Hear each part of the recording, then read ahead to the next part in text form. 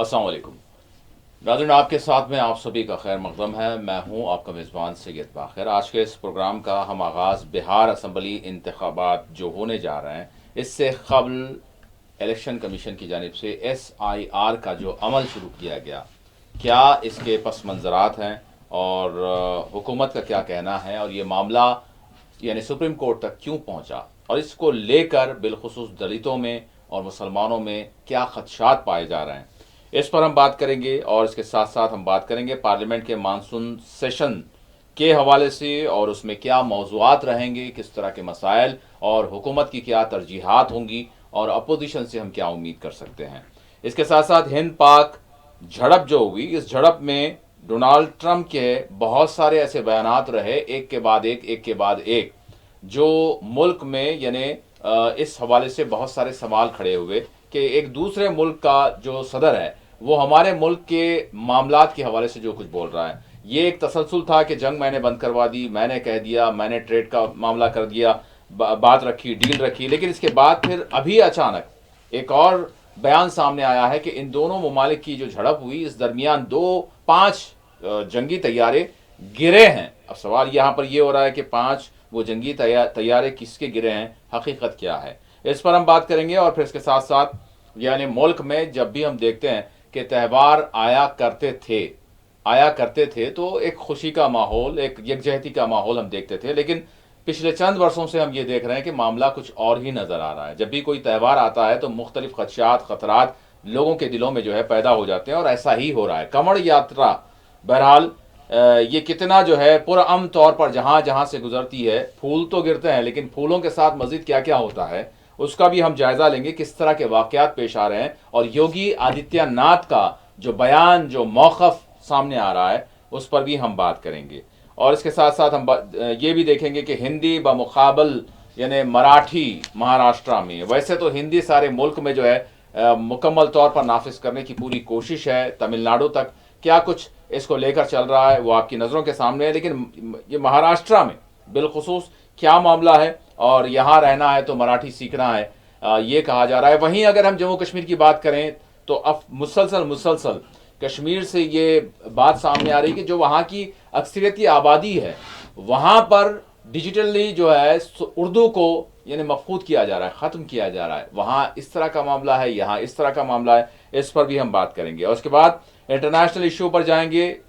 Gaza का कत्लेआम बदस्तूर जारी है, इजरायली मजालिम जारी है, लेकिन इसके साथ साथ पड़ोसी मुल्क शाम, इसकी तकसीम की भी सहयूनी ताकत ने पूरी तैयारी न सिर्फ कर ली है बल्कि बहुत कुछ कामयाबियां भी हम ये कह सकते हैं कि हासिल कर ली हैं। किस तरह की साजिशें चल रही हैं उस पर भी हम बात करेंगे। और उसके बाद आखिर में हम बात करेंगे मानसून के हवाले से मुल्क की सूरत हाल, और इसके साथ साथ तेलंगाना का भी हम रुख करेंगे। मेरे साथ इस वक्त स्टूडियो में मौजूद हैं सीनियर सहाफ़ी, सियासी तजियाकार M A माजिद साहब। मैं माजिद साहब का स्टूडियो में इस्तकबाल करता हूँ।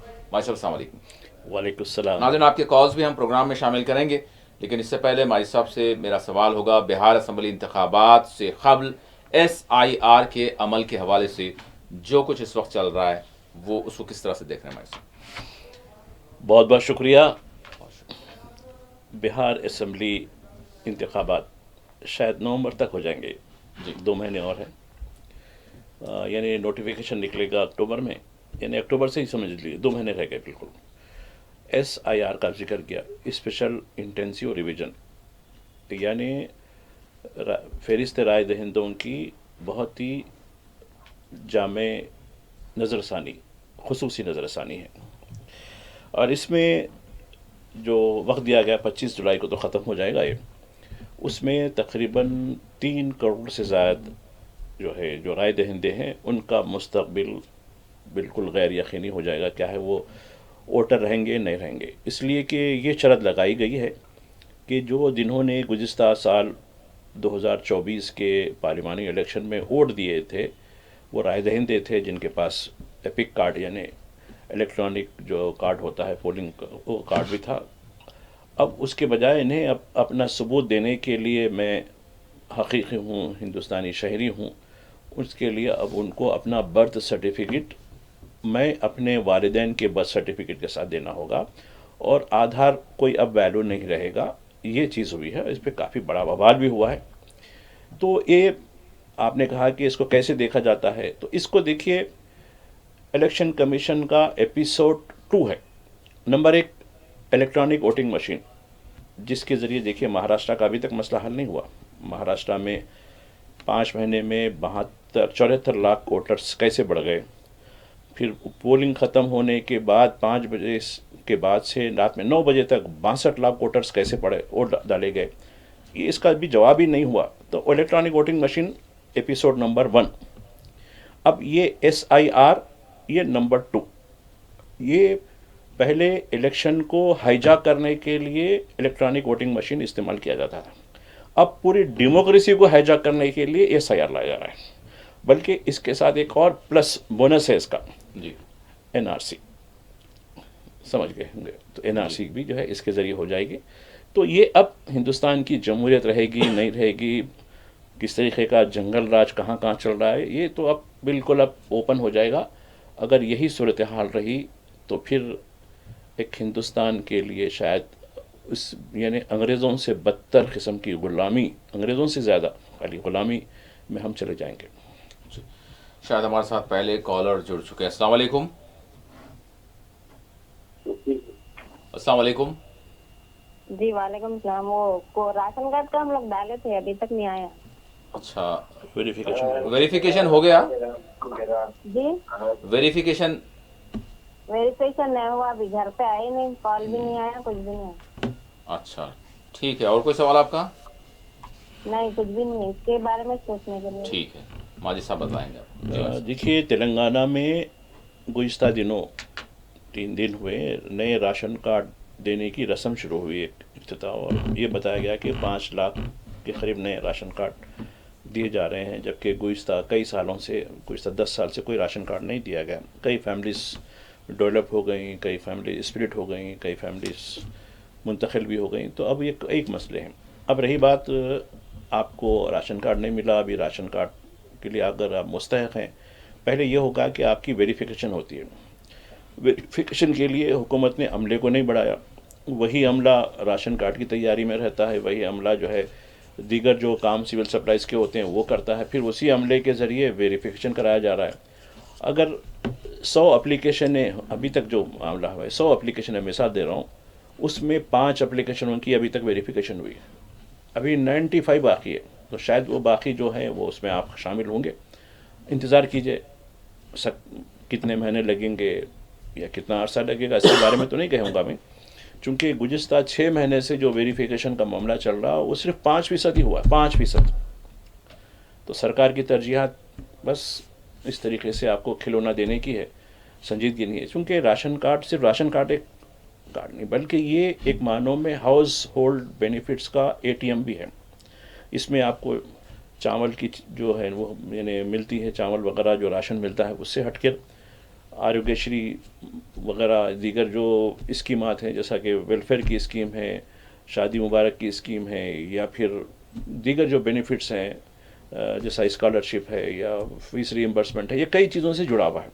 राशन कार्ड वो वाइट राशन कार्ड होना, यानी गुरबत का जो राशन कार्ड है वो होना ज़रूरी है। तो ये सरकार को एक कार्ड देने के साथ साथ ये चीज़ों के लिए भी उतना बजट रखने की ज़रूरत है। तो अब ये तरीके से ये लोग क्या कर रहे हैं, थोड़ा थोड़ा करके लोगों को एक तसल्ली भी हो जाए, लेकिन ये गवर्नमेंट के लिए खुद मुश्किल होगी आगे चल के। सब यहाँ पर सवाल ये है कि मुल्क भर में अगर हम बैंक अकाउंट खातों की अगर बात करें तो वो हर किसी का आसानी से खुल जाता है, आधार कार्ड आसानी से खुल जाता है, पासपोर्ट पैसे देते हैं आसानी से जो है करोड़ों लोगों के बन जाते हैं, हर चीज़ में बड़ी आसानी है, सब कर सकते हैं। लेकिन राशन कार्ड को इतनी मुश्किल, यानी कि आज के इस दौर में यानी हर चीज़ जो है बड़ी आसान हो गई है, तो क्या इतना मुश्किल प्रोसेस है राशन कार्ड बनाना भाई साहब?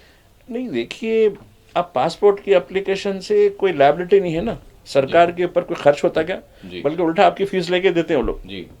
आधार कार्ड का भी वही है, दीगर कार्ड का भी वही है जी, जो आप पैन कार्ड वगैरह। जी हाँ, बिल्कुल। इसमें मैं बताया ना, राशन के लिए आप एलिजिबल हो जाएंगे राशन लेने के लिए। हाँ। बच्चों की फीस रिइंबर्समेंट के लिए एलिजिबल हो जाएंगे, बच्चों के स्कॉलरशिप के लिए एलिजिबल हो जाएंगे, हेल्थ के लिए जो है सर्विसेज है उसके लिए एलिजिबल हो जाएंगे। तो सता रहे हैं लोग, ये हुकूमत हाँ, सता नहीं रही नहीं है। नहीं, वही तो कह रहा हूँ ना। जी। ये कार्ड ऐसा नहीं है। ये कार्ड जो है, दीगर जो चीजें आपने जो डॉक्यूमेंट की बात जी, की, जी, जी। वो आप अपने खर्चे पे लेके दे दे रहे जी हैं। हाँ। उससे कुछ खाली वो एक आपका एक हाँ। ट्रैवल डॉक्यूमेंट है, पासपोर्ट खाली, बस जी वो हाँ। चीजें, उससे हद तक है। लेकिन ये चीजों के साथ आपको बेनिफिट है, हम्म, और बेनिफिट के लिए सरकार देना नहीं चाहती। नहीं देना चाहती, नहीं। मुस्तहक होने के बावजूद नहीं नहीं देना देना चाहती। सताया जा अब रहा आप है। देखिए, अब सीएम रिलीफ फंड के लोग जी। आते, कई लोग आते हैं साहब, अरे जी। भाई राशन कार्ड है नहीं, फिर मिला ना, बगैर राशन के कैसे होगा भाई, मुश्किल है ना। जाइए फिर वो तहसीलदार से कुछ वो लिखा कर तमाम लाइए। देने का लिखाइए, फला, अरे साहब हो गए तो इतना हो रहा, फला हो रहा। तो ये देखिए, ये अगर ये चूंकि बताया ना, ये एटीएम है अक्सर में, अब उतना जो है सरकार जो है उतना बार अपने करना नहीं चाहती। तो असल वजह यही है कि तो सीधे बोल दिया जाए, या तो हम नहीं दे सकते, नहीं दे सकते। या तो फिर नहीं। या फिर ये सताया जा रहा है। हाँ। मतलब झूठ बोला जा रहा है, धोखा दिया जा रहा है, सता कर दिया जा रहा है। लोगों को समझने की जरूरत है। बहरहाल एक और कॉलर हमारे साथ जुड़ चुके हैं। अस्सलाम वालेकुम। अस्सलाम वालेकुम। वालेकुम अस्सलाम वरहमतुल्लाहि वबरकातुहू। जी जी शकील मैं साहब। मोहम्मद शकील अजमा सिद्दीकी बात कर रहा हूँ, सीनियर जी। नाम जी, दीदी जी। फातिमा कॉलोनी रोड हैदराबाद से। शुक्रिया साहब, बहुत बहुत मुझे बोलने का मौका दिया। जी, आवाज आपका आपकी थोड़ी फोन सी, सिद्दीकी साहब, थोड़ी सी स्लो आ रही है आपकी बहुत आवाज। अच्छा है साहब। जी। अपना दर्द, कुछ भी तकलीफ बता सकते हैं, जो भी हल होना नहीं होना वाला बात है। जी जी कुछ बातें रखना चाह रहा था। जी, मुख्तसर रखें तो बड़ी जी नवाजिश। जी अच्छा, राज्य युवा स्कीम के लिए बोल रहे गवर्नमेंट ऑफ तेलंगाना की तरफ से कुछ आया था, अभी तक इशू नहीं करे कुछ उसके। कौन सी युवा स्कीम? राज्य युवा स्कीम, राजीव युवा स्कीम, ठीक है। वेलफेयर स्कीम बोल के था। जी। बोनालो में आप चेका दे रहे हैं, आप जी। लकड़ियां लगा के, लोग कमाना लगा के, सब ट्रैफिक पूरी जाम हो जा रही है। जहाँ पर जरूरतमंदों को पैसा नहीं मिल रहा है, हम्म, जो बेरोजगार है, अनएम्प्लॉयमेंट है, उनके लिए पैसा नहीं है।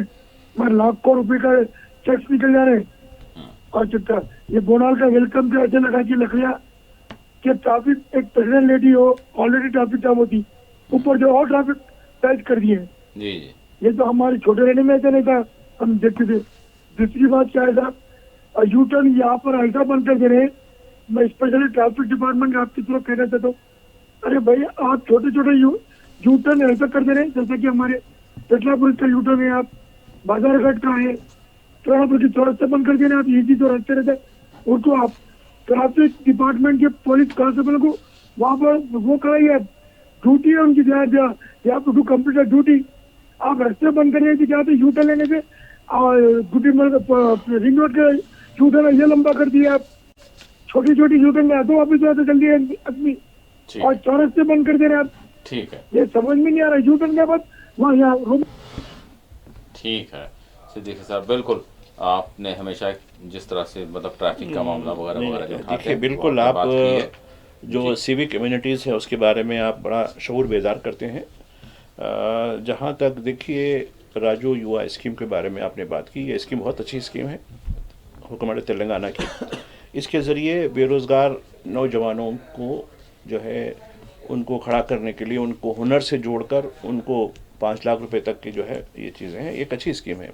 अब इसके ऊपर यकीनन ठीक है, इस पर पूरी तरीके से अमल नहीं हो रहा। आपने कहा कि बजाय उसके एक त्यौहार के लिए पैसे दिए जाने कर रहे हैं, तो ठीक है भाई, त्यौहार के लिए देने में कोई हर्ज नहीं है, लेकिन लोगों की बेरोज़गारी भी तो ज़रूरी है। मैं एक बात बताना चाहता हूँ, मैं 2 दिन पहले एक रिव्यू देख रहा था, मैं गवर्नमेंट ऑफ इंडिया की तरफ से स्टार्टअप बल्कि स्कीम शुरू हुई और कई रियासतों ने भी शुरू किया है। देखिए ठीक है, स्कीम शुरू की जाती है, खड़ा भी कर देते हैं आप। मुझे ये बताया गया उस पूरी रिपोर्ट में, पूरी ऑडिट रिपोर्ट है वो, 7,500 स्टार्टअप बंद हो चुके हैं। अरे भाई वजह क्या है? वजह ये है कि बैकअप नहीं है इसका।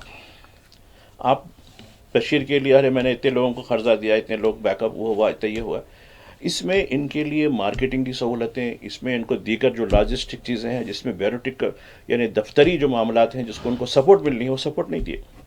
आप एक किश्ती करा के बल साहिल पार कर ले बोल के बता दिए, उसके लिए जो है जैसा मिसाल दे रहा हूँ कि पानी में जाने के लिए जो है लाइफ जैकेट ये वो कुछ नहीं दिए, भगा दिए, चलो डूब जाती है जाके वो। तो ये सिस्टम हमको जो है यकीनी बनाने की ज़रूरत है कि उनको किस तरीके से लॉजिक। अब आप देखिए चाइना में, मैं गुज़िश्ता दिनों महाराष्ट्र के एक शहर गया था, वहाँ जो है तुआल वगैरह शतरंजियाँ ये बड़ा अच्छी बनती हैं। जी। तो सोलापुर नाम है उसका। तो वहाँ से मैं कुछ चीज़ें लोगों को गिफ्ट मिले तो मैं लेके आया था। किसी साहब ने मुझे जो है चाइना की गिफ्ट लगा के दे। अरे बोला भाई हमारी क्वालिटी उससे अच्छी है, और लेकिन ये चीज़ उससे सस्ती क्यों यहाँ है? यानी चाइना के लोग को छोटी दस्तियाँ जी। हमारे हिंदुस्तान के मार्केट में मिल रही। तो ये एक छोटी सी मिसाल होता है। स्टार्टअप बोलते हैं इसी तरीके से कुछ ना कुछ हर फन में जो है कुछ ना कुछ करना है। तो चीन इस हद तक स्टार्टअप जो है उसने इतना फैला दिया है कि सारी दुनिया में उसका माल हो गया। छोटी चीज़, अब आप देखिए कोई भी सीज़न आता, राखी की आती, राखी जो है चीन की राखी बन के आती। आप नमाज की टोपी देखिए, आप जो लोग बाहर जाके बड़े तोहफे में ला के देते। अब तो हज का सीज़न ख़त्म होते लोगों ने टोपी, रुमाल, वो एक मिसवाक वगैरह ला के दिया, उस पर मेड इन चाइना लिखा हुआ। अरे बोला भाई वो चाइना के लोग क्या नमाज वगैरह सब यूज करते क्या? यहाँ के जैसा राखी बनते क्या? मैं पूछा, हमारे राखी साथ हमारे जो दोस्त हैं वो लोग, तो ये आप क्यों नहीं इसकी मार्केटिंग करते? इसका मतलब ये है कि हम खाली इसको खड़ा कर देते हैं, जा भाई तू अपना काम तू कर ले। तो 7,500 स्टार्टअप बंद हुए। आप रिकॉर्ड है देखिए, जी जी। कहाँ से कॉम्पिट करेंगे? अब यही बात देखिए दूसरी, आप ट्रैफिक के बारे में अक्सर आप बात करते हैं, अच्छी बात है। मैं हमेशा ये सलाह दिया हूँ कि वहाँ जो लोकल कम्युनिटी है उनकी एक कमेटी बनाएं, उनके साथ तालमेल करें कि रीज़नेबल, यकीनन आवाम को अब उनकी सेफ्टी भी ज़रूरी है, यूटर्न भी एक ज़रूरी है, लंबा रास्ता जहाँ, तो उसके लिए किस तरीके की चीज़ें होनी चाहिए। तो आप खाली ऑफिसर्स वगैरह मिलके डिसाइड कर लेते हैं, ये ठीक नहीं होनी चाहिए। बल्कि जोनल वाइज जो जोन्स होते हैं, जोनल वाइज एक कंसल्टेटिव कमेटी जो अच्छे लोगों के, जिसमें उकला हों, सहाफ़ी हों, या जो बिल्कुल या जहदकार लोग हों, NGOs हों, उनके कुछ नुमाइंदों को शामिल करें। भाई ठीक है, आपसे भी मशवरा, ठीक है, हमारा ये मनसूबा है, लोगों को तकलीफ हो रही है। ये बात शहरों में है। और आप देखिए दुनिया के जो बड़े शहर हैं, अब आप न्यूयॉर्क बड़ा शहर है, न्यूयॉर्क में जो मेयर के ऑफिस में वहाँ हर तरीका, हालांकि वहाँ इतनी इमारत, और वहाँ अगर आप कार से जाएंगे हर थोड़ी देर पे आपको एक बत्ती मिलती, लेकिन उसको ख़त्म करने के लिए कैसा सिस्टम किया गया। तो हम ठीक है, मुताले के लिए हमारे लोगों को एक मिसाल देना चाहता हूँ मैं। हमारे एक साथी थे IAS ऑफिसर साहब, तो उनको उस शोबे में बड़ा अच्छा काम हुआ, तो उस शोबे की जो है मजीद ओरिएंटेशन के लिए उनको अमेरिका भेजाया गया जी। 2 महीने की 3 महीने की ट्रेनिंग थी जी जी। आने के बाद उनका वो शोबे से उससे डिपार्टमेंट से तबादला कर दिया गया। अच्छा। मैं बोला हाजी हजरत आप जिस मकसद के लिए क्या करेंगे, सरकार का हुक्म है, मेरे को तो खिदमत करना ही है। कितना वेस्ट हुआ, सरकार का, आवाम का पैसा वेस्ट हुआ।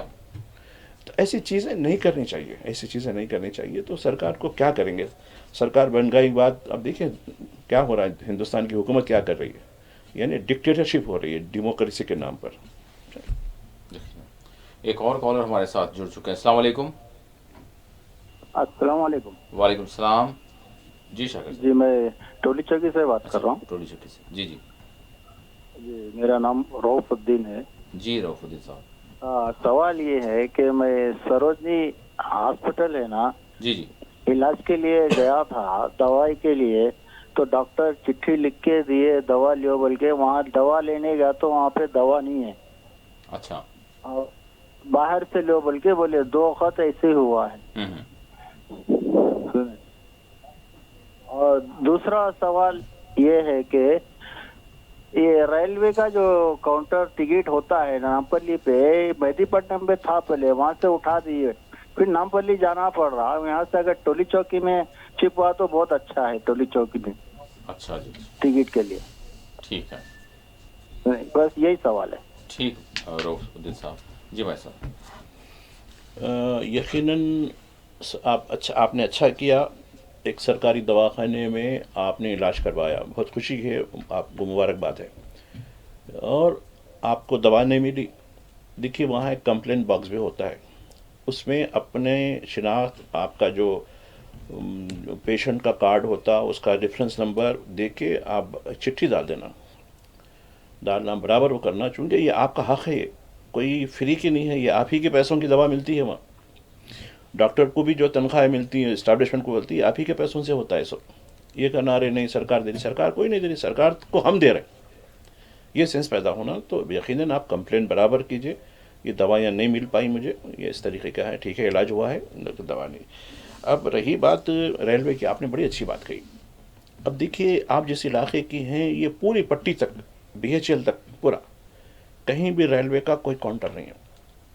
अलबत्ता तकरीबन हर स्टेशन में बुकिंग की सहूलत हो गई, आप कहीं भी हो, जैसा कि हमारे पुराने शहर के कुछ फलकनुमा हो या खुदपुरा वगैरह हो, स्टेशन पे जाइए, हिंदुस्तान में रेल का जितना भी कहीं से भी हो उसका टिकट बुक कर ले सकते आप, एक बड़ी सहूलत हो गई। या तो फिर ऐप के ज़रिए भी तो कर रहे हैं, बहुत लोगों को ऐप का भी नहीं आता, ठीक है चलो काउंटर पे जाके करेंगे।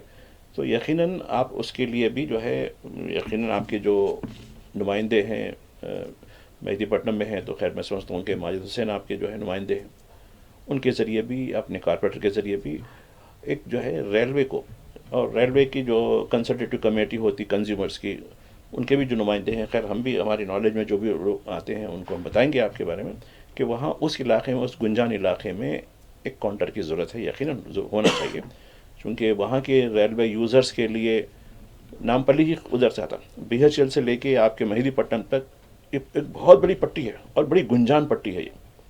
इसमें गोलकुंडा भी आता है और हकीमपेट वगैरह, फिर गच्छी बौली, रेती बौली, बहुत बड़ा इलाका होता है। तो वहाँ एक काउंटर कम से कम मेहदीपट्टनम जैसे जंक्शन है वहाँ तो होना ज़रूरी है, यकीनन हम आपकी बात को समझते हैं। जी भाई साहब, रेलवे की बात हो रही तो एक चीज़ अच्छी ये होगी कि मतलब अजमेर शरीफ के लिए जो काचीगुड़ा से हैदराबाद से रास तौर पर जो ट्रेन खिदमत का आगाज़ हुआ, तो इस हवाले से अक्सर और बेशतर सवाल भी हमको आया करता था, तो इस हवाले से थोड़ा सा बताएं।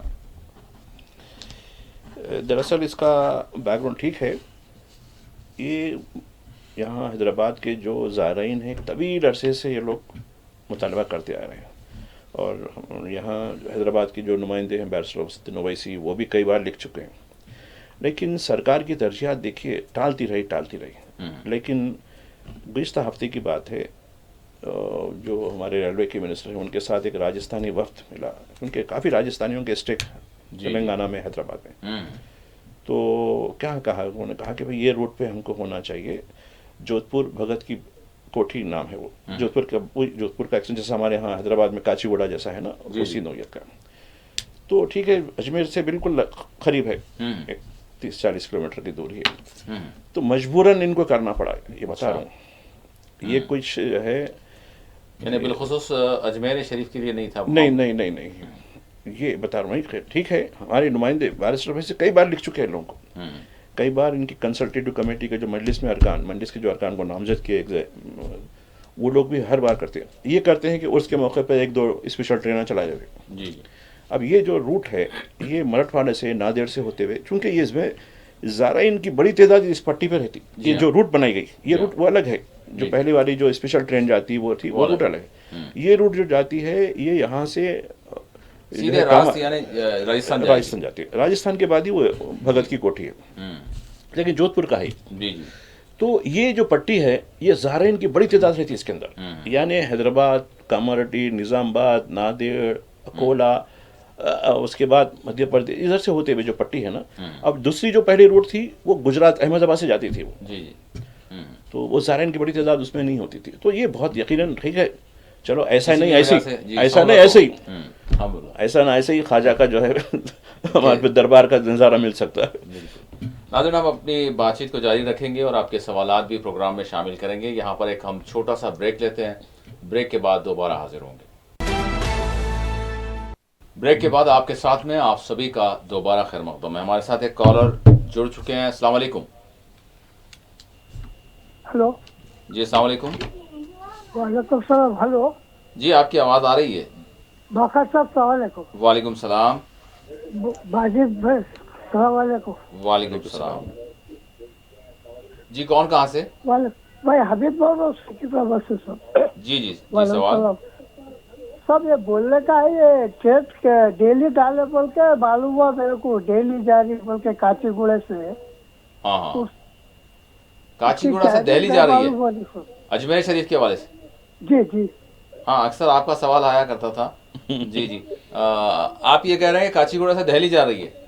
हाँ, डेली है बोल के डेली जा रही है, बोल रहे हैं आप दिल्ली जा रही है? नहीं, अजमेर शरीफ को डेली डाले ट्रेन, पहले 3 ट्रेन थे ना सब। हाँ, ठीक है, रोजाना जा रही है, रोजाना जा रही है। ठीक है। अच्छा। हाँ जी। हाँ जी, काचीगुड़ा से। हाँ जी।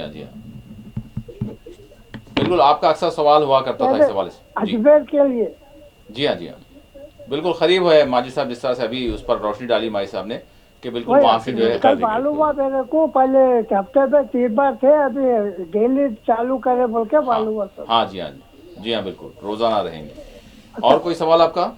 और एक है साहब, मेरे घर में चोरी हो गई परसों मंगल के दिन। अल्लाह हेलो। खैर। जी जी, चोरी हुई घर पे? हाँ, हमारे घर में मंगल के दिन रात में हुई साहब। अच्छा, ये इलाका कौन सा बताया आपका? ये बसीलाल पेट जी, सिकंदराबाद। बंसीलाल पेट, बंसीलाल पेट। बंसीलाल पेट मुशीराबाद। अच्छा, तो फिर आपने कंप्लेंट की? पुलिस कंप्लेंट हाँ करी। आए, पुलिस वाले आए, वो सब करे, फिंगरप्रिंट और सब लिए, जी जी, और वो सब करे, अब तक कुछ भी नहीं हुआ सर। अच्छा ठीक है, बसीलाल पेट 94 सिकलास बसीलाल पेट। बंसीलाल पेट। ठीक है स्टेक्सवेल बोल के बोरी है, उसके सामने बिल्डिंग फर्स्ट फ्लोर पे। जी। इससे पहले 15 दिन हम लोग घूमने को गए, नहीं हुई चोरी। वो मेरा बेटा ससुराल में गया था फंक्शन में, उसी दिन हो गई मंगल के दिन। अच्छा, और मेरे कोटी लगाए, मेरे को शुगर पेशेंट हूँ, रात में 2 बजे पेशाब को उठा तो बाहर से कोटी लगा दिए। भाई ग्राउंड फ्लोर पे है तो बेटा फर्स्ट फ्लोर पे। तो अच्छा, फिर हमारे बी को बोला तो वो खटका खोले, फिर मैं पेशाब करके आके फिर सो गया। सुबह में देखे तो ताला वो टूटा हुआ दिखा सब। ठीक है, ठीक है जी भाई साहब। देखिए, बड़ी अफसोस है, हमको दुख है आपके साथ ये मामला हुआ, ये हादसा हुआ है। देखिए, अक्सर हम सिटी पुलिस ये एडवाइस देती है शहरियों को कि कोई त्यौहार का मौका हो या फिर आप 1 से 2 दिन कहीं घर बंद कर जा रहे हो तो अपने मुताल्लिक़ा पुलिस स्टेशन में इसकी इत्तला कर दें कि भाई हम 2 दिन के लिए जा रहे हैं, 3 दिन के लिए जा रहे हैं। ये थोड़ी सी हिफाजत के लिए, अगर वहाँ सिचुएशन कैसी है पता नहीं आपके इलाके में, चूँकि आप ऐसा हो गया है कि एक पड़ोसी दूसरे पड़ोसी को भी जानता भी नहीं। ये हालत आज शहर की हो गई, वरना हम जिस इलाक़ों में रहते हैं ये सारा मोहल्ला एक ख़ानदान कैसा रहता है, एक दूसरे को पूछ लेते हैं, बोलते हैं भाई पड़ोसी को, ठीक है मैं जा रहा हूँ भाई, रात में नज़र रखना। लेकिन ये बात नहीं रही आज हैदराबाद में। फ्लैट सिस्टम आने के बाद फिर लोगों की मिजाज भी ऐसे हो गए। खैर फ्लैट सिस्टम से कोई मतलब नहीं है सर, वो आबादी के लिहाज से लोग बना रहे करें, अच्छी बात है, लेकिन दिलों से जो दूरी हो गई है, ताल्लुक़ ख़त्म हो गया है। पड़ोसी जो है रिश्तेदार से ज़्यादा, खूनी रिश्तेदार से ज़्यादा अहमियत का हामिल होता है, वो बात ख़त्म हो गई। अब पड़ोसी कौन है मालूम नहीं, कौन रहता भी नहीं मालूम, मुझे क्या मतलब है, मुझे अपनी ज़िंदगी से मतलब है। ये चीज़ हो रही जिसकी वजह ये जराइम पेशा लोग इसका फ़ायदा उठाते। तो यकीनन ये सलाह है कि अगर आप कहीं जा रहे हैं, खुफल लगा कर जा रहे हैं, तो बराबर जो है पुलिस स्टेशन में इसकी इत्तला करें। रही बात अजमेर शरीफ की, यकीनन ये रोज़ाना काचीगुड़े को रात में 11:30 बजे निकलती है। 17605 नंबर है इसका। तो ये अब कल तो एक पहली ट्रेन, इफ्तिताही ट्रेन चली गई, सुबह शाम 5 बजे गई कल की। तो नहीं, रेगुलर ट्रेन कल से शुरू होगी, 22 से शुरू होगी, मंगल से शुरू होगी, रात में 11:30 बजे निकलेगी ये। और ये आपको जो है तकरीबन 35-34 घंटे शायद, हाँ, ये लेगी इसको। अजमेर शरीफ के आगे और भी स्टेशन है, वहाँ भी जाएगी। लेकिन ये रोज़ाना की जो अजमेर शरीफ के जाने के लिए अच्छी गाड़ी है। इसमें यानी जो सहूलतें हैं, इसमें शायद 22 बोगी, बड़ी ट्रेन है ये। और यानी AC 2 AC है इसमें, 3 AC है, 3 AC इकोनॉमी भी है इसके अंदर, फिर स्लीपर क्लासेस भी है, और फिर इसमें 2 बोगी कॉमन भी है, यानी अनरिजर्व है। तो बड़ी अच्छी सहूलत, बड़ी एक गानों में ऐसे ही होना चाहिए ट्रेनों को। आजकल ये हो रहा है कि जनरल कंपार्टमेंट्स कम कर दे रहे हैं, फलां कर दे रहे हैं, ये हो रहे हैं, लेकिन इसमें पूरी कंप्लीट ट्रेन है। तो यकीनन अच्छी ट्रेन है, जो इससे इस्तेफादा करें। और ख़ासकर जो अजमेर शरीफ के लिए जो अक्सर लोगों को बड़ी रहती थी, अब ये चीज़ें हर दिन रात में 11:30 बजे हर दिन जाएगी। ये पहले एक हफ्ते में एक बार चलती थी पहले ये यही ट्रेन, लेकिन उससे बजाय अब हुकूमत ने इसको कन्वर्ट कर दिया डेली जाने के लिए। ये अच्छी बात हुई। एक और कॉलर जुड़ चुके हैं। अस्सलाम वालेकुम। हेलो, अस्सलाम वालेकुम। वालेकुम अस्सलाम। जी जनाब, कौन कहाँ से? माजिद हुसैन साहब से बात कर रहे हैं। जी बिल्कुल, आपकी आवाज़ मिल रही है। जी साहब, वो सवाल ये था माजिद हुसैन साहब से, जी बर्थ सर्टिफिकेट में अगर 1 दिन का फर्क आ रहा है, क्योंकि 10th के में जो है एक डेट आ रही है बर्थ सर्टिफिकेट की। बर्थ सर्टिफिकेट के लिए क्या करना पड़ेगा अपने को, बनती नहीं बनती, या उसको करेक्शन कर सकते नहीं कर सकते? बर्थ सर्टिफिकेट और 10th के मेमो में डेट एक ऑफ दिन बर्थ का में फर्क आ रहा साहब जी, 1 दिन का फर्क। सिर्फ एक दिन का फर्क आ रहा। अच्छा। 2 तारीख है तो उसमें 3 तारीख ऐसा आ जा रहा उसमें। तो करेक्शन के लिए करना होता है या नहीं होता, कहाँ जाना अच्छा पड़ेगा, ये बताइए कैसा कौन करना से ईयर का है ये डेट ऑफ बर्थ का मामला, कौन सा ईयर है? डेट ऑफ बर्थ देखिए 2001 का 21 का कुछ है, 21 1 का है, 2001 का। 2001।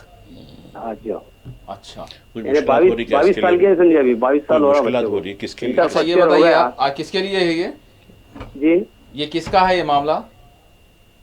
ये हमारे बच्चे का है सर। अच्छा तो आप इससे मुताल्लिका डिपार्टमेंट्स गए होंगे, आप पूछे होंगे, क्या उनका बता रहे हैं वो पासपोर्ट लोग? है, पासपोर्ट वगैरह तो ये करेक्शन तो नहीं होता बोल रहे हैं। अच्छा हाँ। तो नहीं आपका कोई और डॉक्यूमेंट जिसपे जो है जो अब आप ये डेट 10th का करवाना मेमो है, 10th का मेमो है। वो करेक्ट है?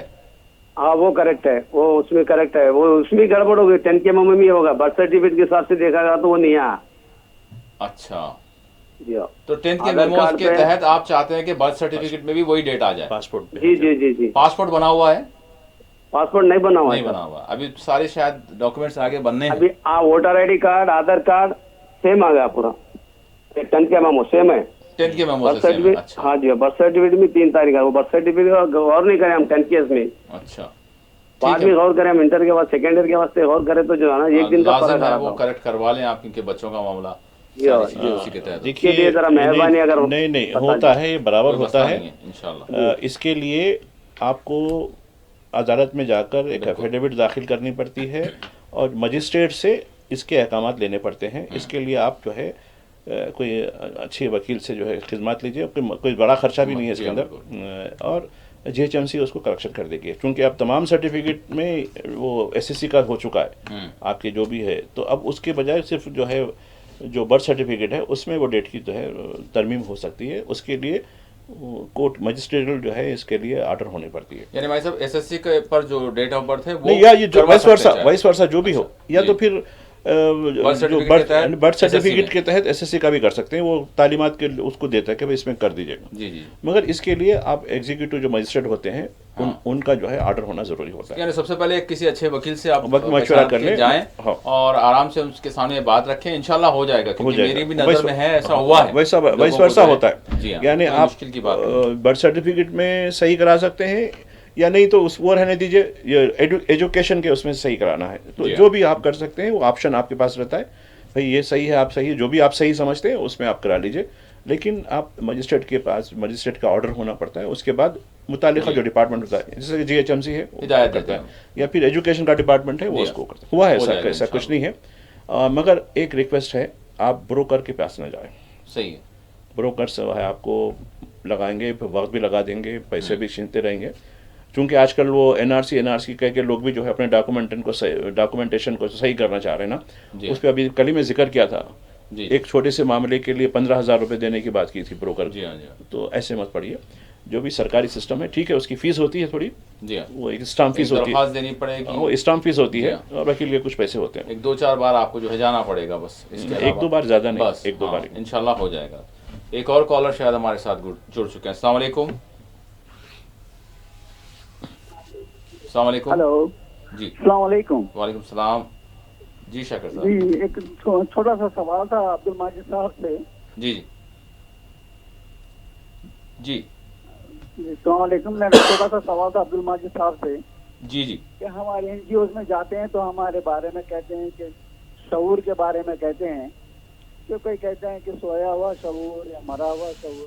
मैं इस पर सर्वे किया साहब, शऊर के करीब बात किया तो तकरीबन 98% जो है 98 लोगों ने शऊर के हक में राय दी अपनी।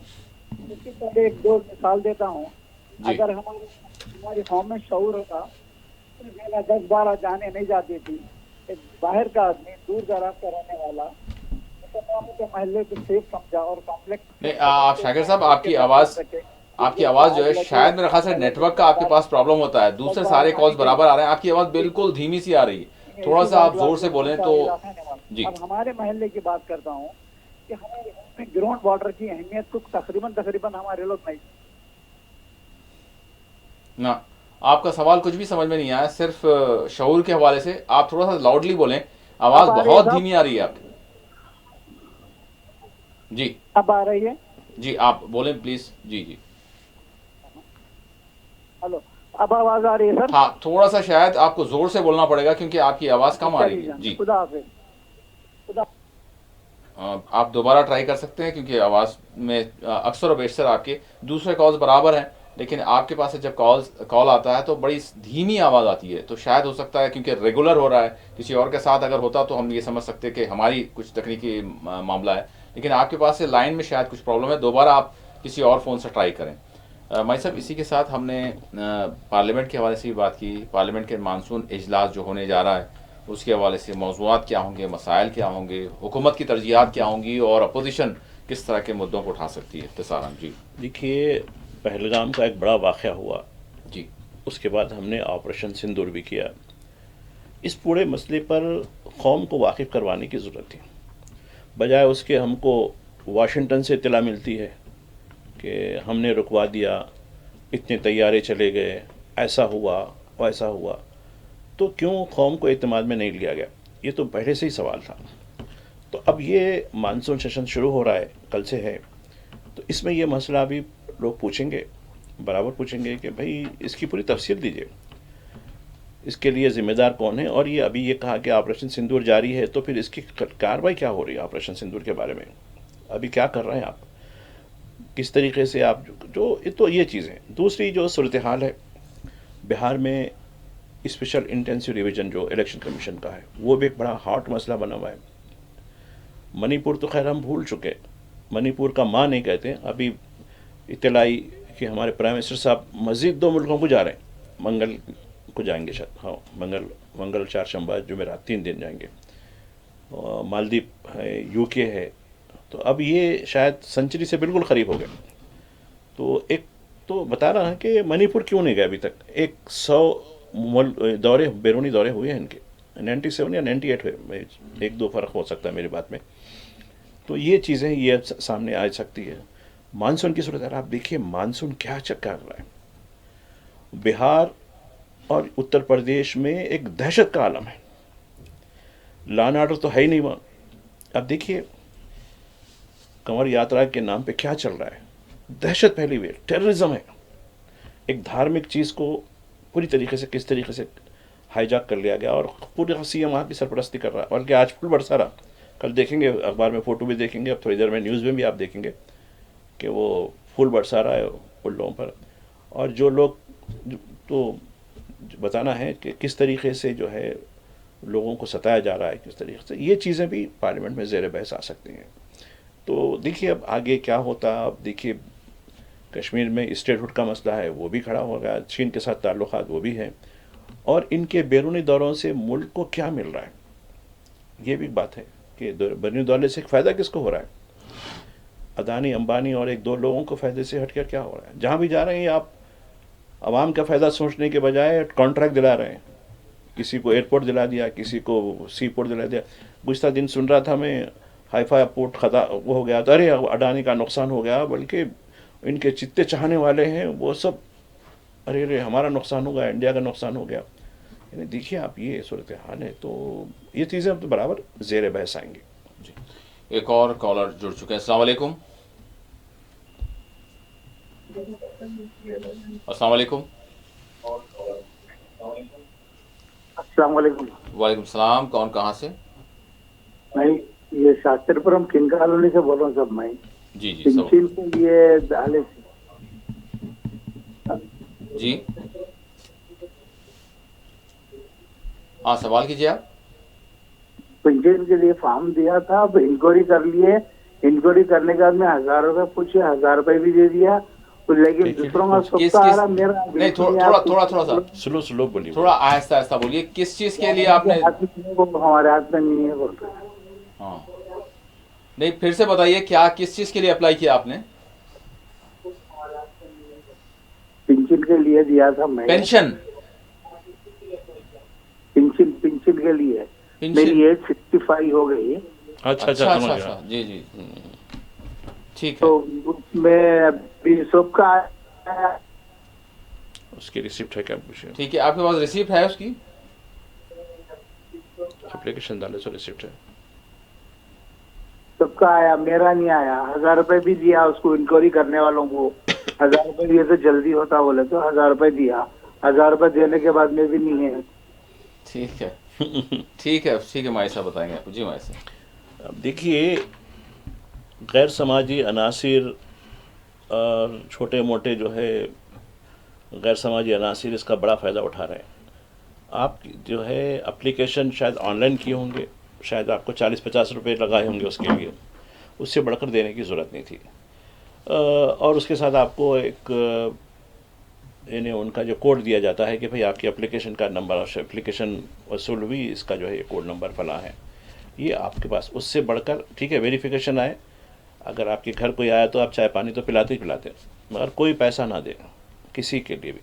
अभी ये हो रहा है कि गुज़िश्ता दिनों एक साहब मेरे पास आए, कहा कि भाई मेरे घर की इंक्वायरी हो गई थी, तो एक साहब बोले मुझे डॉक्यूमेंट फला होना, मुझे 5000 रुपये दे दीजिए, मैं मंजूर करा लेता हूँ बोल के। तो बोला भाई देखो ठीक है, आप 5000 रुपये ज़रूर दीजिए उनको, मगर एंटी करप्शन ब्यूरो को बोल कर दीजिएगा। वो पैसे आपको भी नहीं देने पड़ेंगे, वो खुद अपने एंटी करप्शन ब्यूरो वो पैसे देता है। तो ये गैर समाजी अब बोलेंगे सरकारी मुलाजिमिन नहीं, ऐसे लोगों के खिलाफ भी ACP की कार्रवाई। अब जब तक आप ताकतवर नहीं होंगे शहरी, ये लोग बराबर फ़ायदा उठाते रहेंगे। आपके 1000 रुपये तो डूब गए। रही बात आपके मामले की, तो आपका जो एप्लीकेशन की जो स्लिप है वो पर्जावानी में फ़ोन के ज़रिए भी डाल सकते हैं आप, फ़ोन के पर, या फिर जो मी सेवा सेंटर है उसको भी बोलिए भाई ये पर्जावानी जो ऐप है उसमें मेरी ज़रिए भाई मेरी वेरिफिकेशन हुई, मेरी एप्लीकेशन का स्टेटस क्या है, ये इसके ज़रिए आप मालूमात कर सकते हैं। तो कीजिए, बेहतर है, हो जाएगा। मगर मैं तमाम नाज़रीन से कहूँगा जो तेलंगाना में मुख्तलिफ बेनिफिट्स के वाले करें, वो किसी को भी कुछ पैसा नहीं, अगर कोई पैसा मांगता है तो तरीके से बात करके ACB का जो है एंटी करप्शन ब्यूरो का नंबर अवेलेबल है, फ़ोन पे भी मिलता है, वो ऐप भी है उनका, उनको इतला कर दिए, उनका बंदा आपके पास आता है, ठीक है कितने मांग रहे हो, ठीक है हम देते हैं आपको पैसे, वो अपनी तरफ के पैसे देगा, आपको भी पैसे देने की ज़रूरत नहीं होती। तरीके से उसके हवाले कर दें, उसके बाद उसका जो हशर होता है, कानून अपना काम करता है उसके बाद। भाई साहब, हिंद पाक झड़प के दरमियान 5 जहाज़ गिरने की डोनाल्ड ट्रंप ने बात की है, और फिर साथ ही साथ मैं इसी के साथ ये भी मिला लीजिए क्योंकि वक्त कम है, कंवड़ यात्रा जो अमन व अमान के साथ बड़ी भाईचारगी के साथ जो है आगे बढ़ रही है, इस हवाले से भी जानना चाहिए।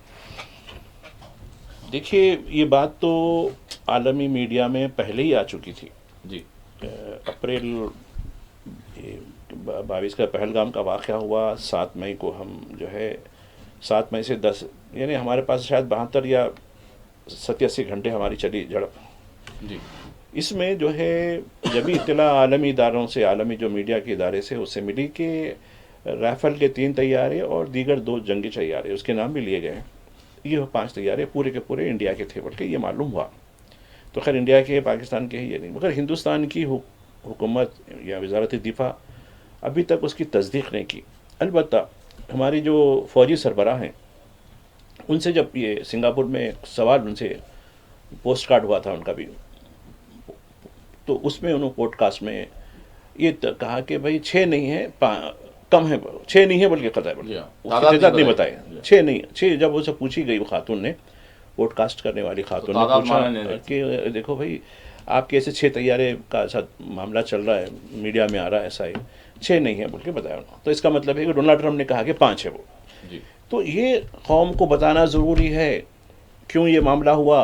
फ्रांस की जो कंपनी है उसने खुले तौर पर बता दिया था, जो तैयारे बनाने वाली डिसॉल्ट कंपनी है, उसने 2 दिन के अंदर बता दिया कि हाँ ये चीज़ हुई, ये चीज़ हुई, इसके पीछे ये है, चीन इसके पीछे आया था, फला था, और ये हमारी मार्केटिंग को ख़त्म किया, हमारे शेयर गिर गए, ये सारी की सारी चीज़ें हुई।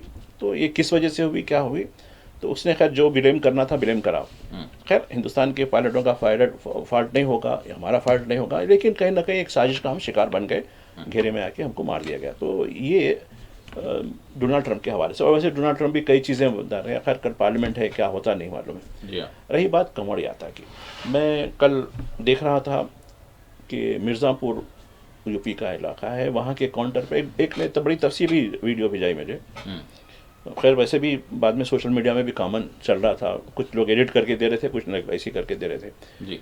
तो मिर्ज़ापुर में टिकट के काउंटर पर कंवड़ यात्रा के लोग भी थे, 8-10 लोग थे उनके, और एक CRP का जवान, वो जो है ब्रह्मपुत्र बल के गाड़ी है, तो उसमें वो सवार हो रहा था कि ड्यूटी ज्वाइन करनी थी उसको जी। वो भी यूनिफॉर्म में था जी। लाइन के उस पर वो लोग दंगा मुश्ती करके ये लाइन में था, तो वो लाइन बताया जा रहा है कि वो लोग उसको पीछे ढकल के अरे हमको जाने का है फला है बोल के वो लोग करे। तो उसने कहा कि भाई ऐसे मत करो, आप लाइन से आ जाइए, फला आ जाइए। तो झगड़ा काउंटर पे हुआ, टिकट के काउंटर पे हुआ। उसके बाद उसको खींच के ला के वरांडे में जो होता है स्टेशन के वो के पास, उसकी लात मार के पीट, अच्छा 7-8 लाख जितने लोग थे उसको मार पीट करने लगे और कोई नहीं बचाने वाला है। सब तस्वीरें लेने में लगे हुए थे, कोई नहीं बचाया। उसने हिम्मत जुटाई, खुद अधमरा हो चुका था लेकिन फिर भी उसने अपने आप को मारने की कोशिश, जाके उन लोगों को मारने की कोशिश की। फिर उसको फिर 7-8 लोगों ने दबोच लिया। ये वाक़या हुआ। उसके बाद जो पुलिस का एक बड़ा अहदेदार आया कि हमने 7 को गिरफ्तार कर लिया, इनके खिलाफ केस बुक हो गया जी।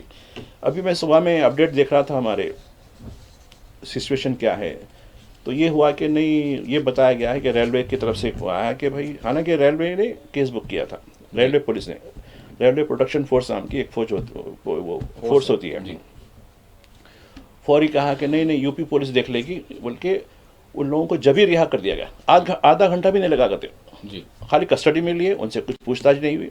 नहीं आप लोग मुकद्दस लोग हैं भाई, जाइए आपके लिए पूरी है। उसके बाद यूपी पुलिस उनको फूलों के साथ, अभी थोड़ी देर पहले की इत्तला है, तो वहाँ के चीफ मिनिस्टर उन पर फूल बरसा रहे थे। अभी एक खबर सुबह की आई है, हरिद्वार में, हरिद्वार जहाँ से गंगा का पानी लेता है, वहाँ एक शख्स है, वो भी हिंदू शख्स है जी, उसकी कार एक छोटा सा टच लगा है, तो उसकी कार तो पूरी तबाह हो गई।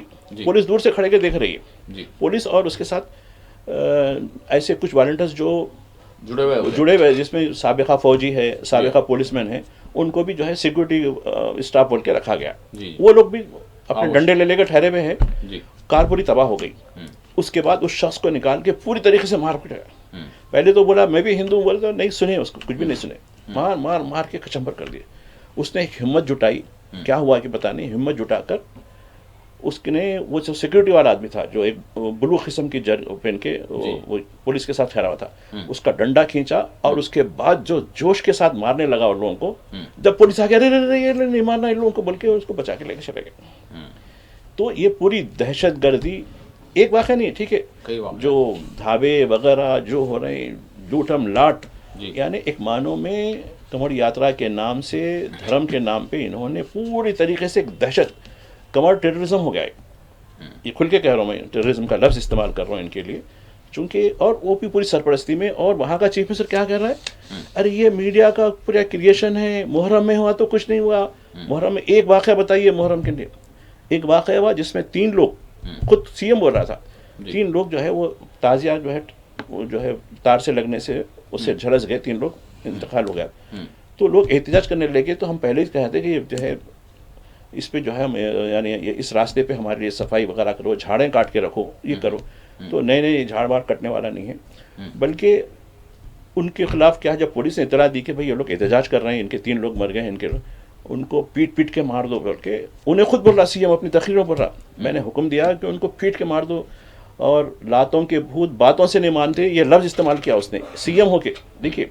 और दूसरा, नेशनल ग्रीन ट्रिब्यूनल, ये जो है माहौलियात से मुतालिक एक अदालत है जी पूरे, उसने ये कहा कि ये कमर यात्रा के नाम पर 32,000 झाड़ों को काटा गया। तो उस पर ऑब्जेक्शन लगाया उन्होंने, यानी 32, जबकि ताजिए के लिए एक झाड़ को आप काटने नहीं दिए, एक डाली को चाटने दिए। कहा कि एक, और सीएम कह रहा कि एक दरख्त को उगाने के लिए 20 साल लग जाते हैं, और आप कह रहे हैं कि बस उसकी डाली काट दीजिएगा। अब ये 32,000 दरख्त जो काटे गए, काट चुके, किस बुनियाद पे? जी हाँ, ये तो अब ये क्या, जो दस्तूर पे हलफ लेने वाला चीफ मिनिस्टर क्या उस काबिल है? उसको तो उसका कोई जो है उसकी मंजिल कुछ और होनी चाहिए थी जी। एक दहशतगर्द को आप एक अहम ओहदे पे देते हैं, दस्तूरी ओहदे पे किसी दहशतगर्द को आप कबूल करना चाहते हैं, ये दहशत फैलाई जा रही है सरकारी सतह पर, तो इसको सोचने की जरूरत है। एक कॉलर हमारे साथ जुड़ चुके हैं, हमारे पास मुख्तसर 2 मिनट रह गए हैं जी। अस्सलाम वालेकुम। अस्सलाम वालेकुम। अस्सलाम वालेकुम। शायद फ़ोन मिला दिया है लेकिन आवाज़ हमारी उन तक पहुंच नहीं रही है। एक और सवाल है जो मौजू से मुतालिक है, हम उसी पर बात कर लेते हैं जी। वालेकुम सलाम जी। वो आप बोले थे ना कोई एनजीओ वाले हेल्प करते, बल्कि मेरे को बच्चे को सोना देना है इसी महीने में, तो आप एड्रेस दीजिए ना जरा, आपको सवाब होता। क्या अच्छा माजिद साहब, वो इससे पहले कोई कोई आपसे NGO का- सवाल किया था तो माजिद साहब ने कहा था कुछ एनजीओ किसको वगैरह के सोना हवाले देना से। है। जी अस्सलाम वालेकुम। नहीं, सोने की जो कीमत के हवाले से सवाल किया गया था तो उस वक्त आपने कुछ कहा था, तो वो एनजीओ की नहीं बात नहीं कर नहीं, रहे हैं। देखिए शादी ब्याह के लिए मुस्तहक़ ख़ानदानों के लिए ठीक है, सरकार की तरफ से तो आपको एक शादी मुबारक का तो मिलेगा आपको, ठीक है। उससे हटकर भी कई ऐसे मुखय्यर तंजीमें हैं, वो बराबर जो है इंतज़ाम करती हैं, तो वो बताया था। वो काफ़ी लंबी लिस्ट है, अगर आप पर्सनली अब इस प्रोग्राम में कैसे बताएं, तो जो है हमारे अगर उनका नंबर अगर रिकॉर्ड है तो वो नंबर पर हम भेज देंगे, फ़लाँ फ़लाँ लोगों से मिल लिए, जो भी इमदाद हो सकती है वो देंगे। मगर सोने के हवाले से होना तो देखिए जो बाज़ार में रेट है वो उसी रेट से तो मिलेगा सोना। यकीन भाई साहब, बिल्कुल आखिरी सवाल 1 मिनट में, शाम की जो सूरत हाल है, शाम को तकसीम करने की मतलब साजिश शुरू हुई है या मुकम्मल तौर पर इजराइल जो है इसमें कामयाब नज़र आ रहा है आपको? देखिए ये पूरी तरीके से सीरिया को अब पूरी तरीके से ख़त्म करने का हो चुका है। ये साजिश तो बहुत पहले ही तैयार हुई थी, वो अब उसका एग्जीक्यूशन यानी उसको उस पर अमल शुरू हो चुका है। जी जी। अब देखिए सीरिया में कई किस्म के तबक़ात हैं, माइनॉरिटी हैं, जैसा कि उलूवी माइनॉरिटी, खैर वो तो मुसलमानों कैटेगरी में जाते हैं वो लोग, उतना मसला नहीं उनका। दूसरा जो है जैदी कम्युनिटी, हाँ, दूसरा दुरूस कम्युनिटी है। दुरूस कम्युनिटी जो है वो अरब ओरिजिन ही है वो लोग। अब उनका जो मामला है ये इसराइल के साथ लगकर एक सुविधा नाम का एक इलाका सूबा है जी। उस सूबे में ये लोग बड़ी अक्सरियत में रहते हैं और ये पूरी एक्सेसिबल है, पूरा इसराइल के जितने भी दुरूस तबके के लोग हैं ये पूरा उनके साथ आते हैं। अब हालिया दिनों में क्या हुआ है, जैसे ही सीरिया में इनकी पसंद की सरकार आ गई जी, तो अब इसमें ये हुआ कि हालिया दिनों में अब इनमें इतना जोश आ गया कि अरे चलो अपनी पसंद की सरकार आ गई, तो उन्होंने वहाँ के जो लोकल ट्राइब्स होते हैं उनको बद्दू कहते हैं, बद्दू, जी। तो उन बद्दुओं पर हमला शुरू कर दिया। वो बद्दुओं ने कहा कि यार भाई असल हम लोग यहाँ के लोग हैं और ये लोग इसराइल से इधर से इनके कुमुक आ रही है और इसराइल की फ़ौज इनको पूरी हथियार दे रही है, मुसल्लह हो रहे हैं, तो उनमें झड़प शुरू हुई। जी। झड़प शुरू होने के बाद इस झड़प को रोकने के लिए, इस खून खराबे को रोकने के लिए सीरिया की जो दमिश्क से जो ऑफिशियल फौज है, अहमद अशरा की जो फौज है, वो फौज दाखिल हुई। वो दाखिल होते ही इसराइल ने बमबारियां शुरू कर दी। जी। आगे नहीं दुरुस्त। तो अब ये जो सुविधा का जो गवर्नरशिप इलाका है जी। वो पूरे का पूरा अब पूरी तरीके से अब वहाँ से बदुओं को निकाल के पूरे का पूरा ये दरुस्त बना देने का है, क्योंकि वहाँ तकरीबन बताया जा रहा है कि 20 या 25% बद्दू के लोग हैं जो असल अरब है, ओरिजिनल अरब है। जी। तो ये है, तो अब ये बताया जा रहा है कि चूंकि अब पूरा खुद दमिश्क में जो फौजी हेडक्वार्टर है वो तबाह हो गया, दमिश्क के अंदर इसराइली फौजी, जैसा आपने कल अच्छी बात कही, चहल कदमी कर रहे हैं, बिल्कुल घूम रहे फिर रहे नहीं, चहल कदमी कर रहे हैं। तो अहमद शरा तो एक मोहरा है, उस कुछ होने का नहीं है। ये पूरे का पूरा सीरिया ख़त्म है और सीरिया की यकजहती को, उसकी इंटीग्रिटी का दावा करने वाले कई ममालिक हैं, जिसमें एक नाम है तुर्की का भी है। ये सब अब तमाशा, क्योंकि वो नाटो का है, उससे कुछ होने का नहीं है। सिर्फ बयानबाजी के हद तक ये लोग ठीक है, लेकिन सीरिया को बचाने के लिए कुछ नहीं है, बल्कि सीरिया तकरीबन जियोनिस्ट के हाथों चला गया। बिल्कुल यही सूरत हाल हुई। बहुत बहुत शुक्रिया माई साहब, आपने वक्त दिया। नाज़रीन, इसी के साथ खुसूसी प्रोग्राम आपके साथ यहीं अख्ताम को पहुँचता है। अल्लाह हाफ़िज़।